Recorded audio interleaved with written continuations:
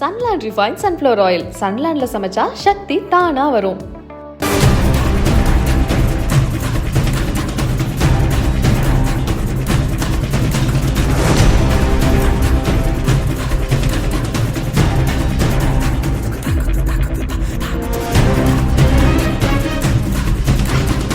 கோவையில செயற்கையா பழுக்க வைக்கப்பட்ட 16 டன் மாம்பழங்களை இப்போ பறிமுதல் பண்ணிருக்காங்க.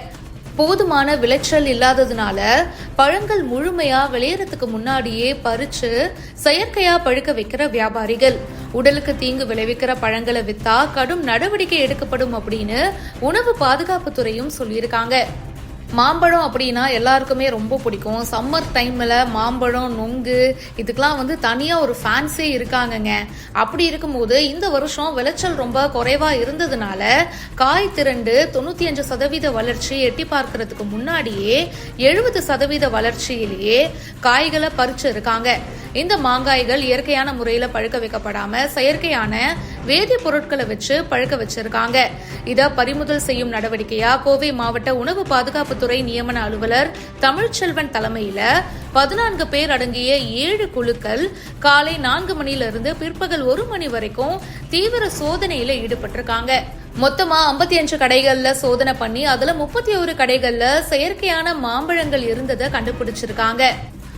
உணவு பாதுகாப்புத்துறை ஆணையர் அவர்களின் உத்தரவின்படியும் கோவை மாவட்ட ஆட்சியர் அவர்களின் அறிவுறுத்தலின்படியும் நம்ம உணவு பாதுகாப்புத்துறை 7 குழுக்களாக அடங்கிய குழு பார்த்தீங்கன்னா கிட்டத்தட்ட ஒரு 14 பேர் பல்வேறு பகுதிகள் மாநகராட்சி பகுதியில் பல்வேறு பகுதிகள்னா குறிப்பாக கெம்பட்டை காலனி வீதி, கருப்பண்ண கவுண்டர் வீதி, பிக் பஜார் ஸ்ட்ரீட், அதாவது பெரிய கடை வீதி, வைஷால் வீதி, பவள வீதி 2 இது போன்ற 5 வீதிகளில் காலை 4 மணி முதல் கலாய்வு செய்து கிட்டத்தட்ட ஒரு 55 கடைகளை ஆய்வு செய்ததில் ஒரு 31 கடைகள் செயற்கையாக பழுக்க வைக்கப்பட்ட மாம்பழங்களை பறிமுதல் செய்துள்ளோம். அந்த 31 கடைகளில் மொத்த பறிமுதல் செய்யப்பட்ட மாம்பழத்தின் எடை அளவு பார்த்திங்கன்னா கிட்டத்தட்ட 16,107 கிலோ. அது அதாவது சுமார் 16 டன். அதில் பார்த்திங்கன்னா ஒரு 100 கிலோ ஆப்பிளும் ஒரு 100 கிலோ முலாம்பழமும் பறிமுதல் செய்யப்பட்டது. 100 கிலோ ஆப்பிள் பார்த்திங்கன்னா முற்றிலும் அழுகிய நிலையில் பறிமுதல் செய்யப்பட்டது. அதே போல் முலாம்பழமும் முற்றிலும் அழுகிய நிலையில் பறிமுதல் செய்யப்பட்டது. ஸோ இந்த 31 கடைகளுக்கும் உணவு பாதுகாப்புத்துறையின் சார்பாக நோட்டீஸ் வழங்கப்பட உள்ளது. மேலும் அபராதம் விதிக்கிறதுக்கு வழிவகை உள்ளதா என்றதும் ஆராயப்பட்டு வருகிறது. அண்டு பார்த்திங்கன்னா இந்த அனைத்து 16 டன் மாம்பழங்களும் கோவை மாநகராட்சி ஆணையர் அவர்களின் உத்தரவின்படி கோவை குப்பை கிடங்கில் பார்த்திங்கன்னா கம்போஸ்ட் யார்டுன்னு சொல்லுவாங்க. அங்கே கொண்டாந்து இந்த பழங்கள் அனைத்தும் இயற்கை உரமாக மாற்றுவதற்காக கொண்டாந்து கொட்டி அளிக்கப்பட்டுள்ளது.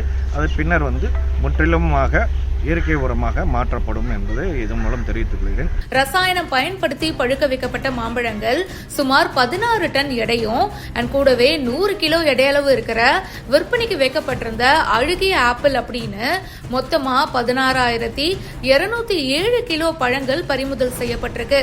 இதோட சந்தை மதிப்பு மட்டும் 12,91,560 அண்ட் இந்த மாதிரி பறிமுதல் செஞ்ச கடைகள் மற்றும் குடோன்களுக்கு நோட்டீஸும் கொடுத்திருக்காங்க.